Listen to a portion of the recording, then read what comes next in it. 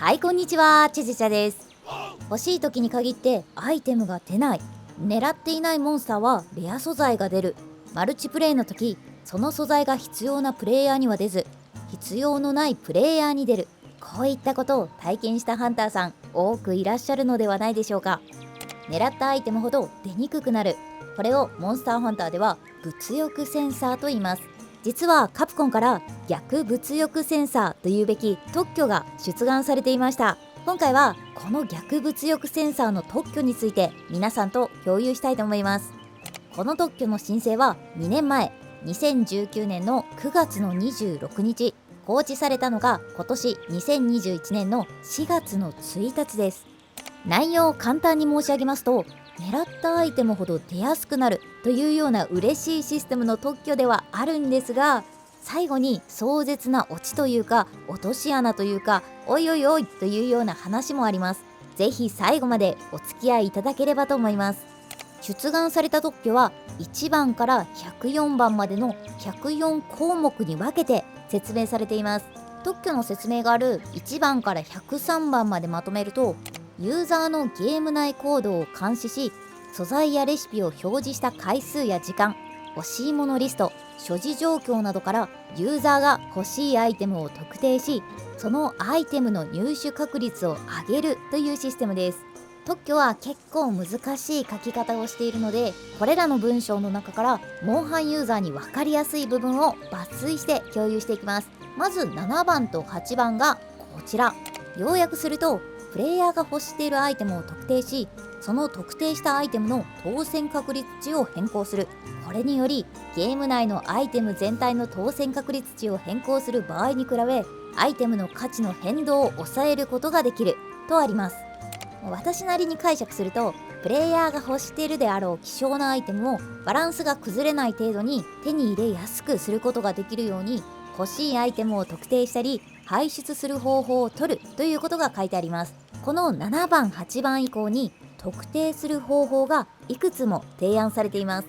例えば欲しいアイテムの判断方法としては、9番から12番文書がこちら。要約すると、プレイヤーが所有する武器アイテムから、その武器アイテムを強化するための素材アイテムや、その武器アイテムと相性のいいアイテムなどをプレイヤーが欲しているアイテムとして特定できる。またクエストごとの実行回数を監視し、実行回数に基づき欲するアイテムを特定してもいいし、持っているアイテムの中で少ないものが出るようにしてもいいと書いてあります。こちらも私なりに解釈すると、プレイヤーが今使っている武器の強化アイテム、またはよく使うアイテムを欲してると判断したり、同じクエストに行くことでそのクエストのレアアイテムが欲しいと判断したり、持っているアイテムの中で少ないものが欲しいアイテムだと判断したりするといった内容です。例えば弓を使っている方は競争薬を欲しいんじゃないかと判断して競争薬が出やすくなったりするといったような調整になるかと思います。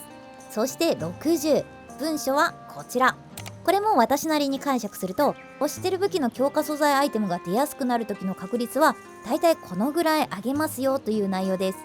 図で見ると普通であれば 3%、10%、15% になるところ、体験の素材が欲しいという判断した時は 4%、15%、20% とかなり出やすくなります。出やすくなるといっても、この図通りであれば希少アイテムは 1% 変わるだけなんで、体感はそこまで変わらないかもしれません。次に気になるのが84番。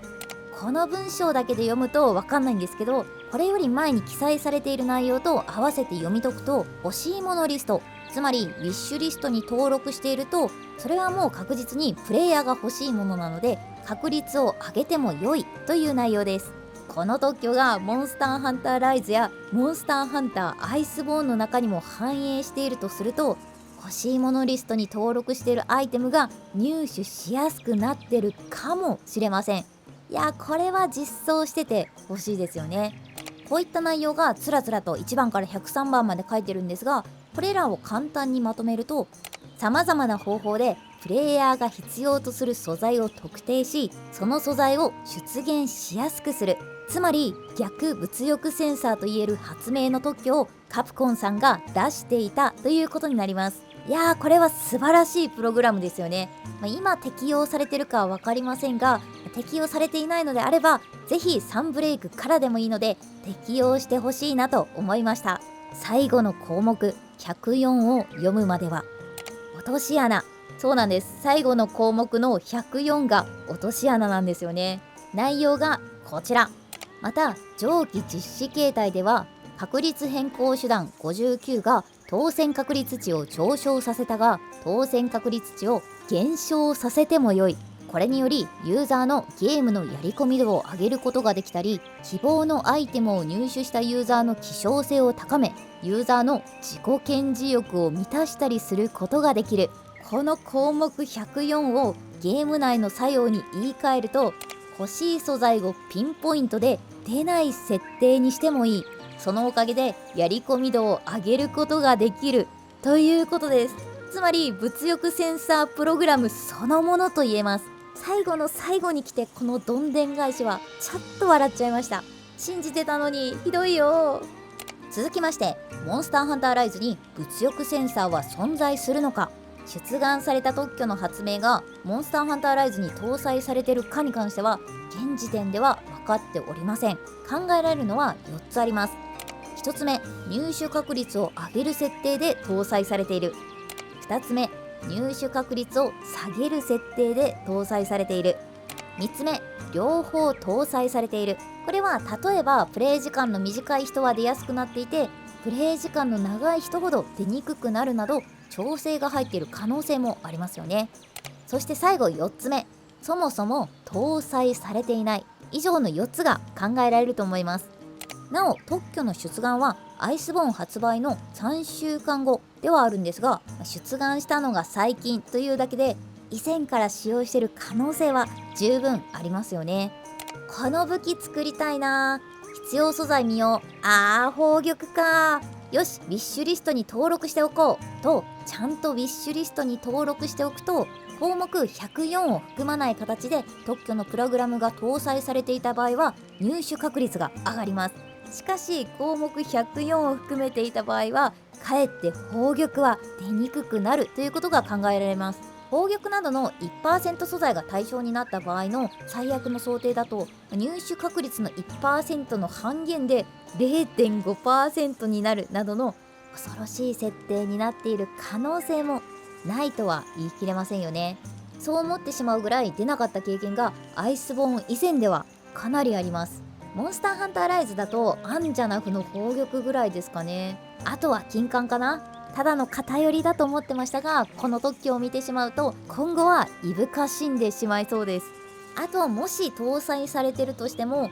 時間とか日付とかに連動してて我々には到底把握できないレベルの調整なのかもしれません。実際金冠が出る日はボコボコ出るんですが、出ない日は本当に出ないんですよね。いやー、気のせいだとも思います。最後に繰り返しにはなりますが、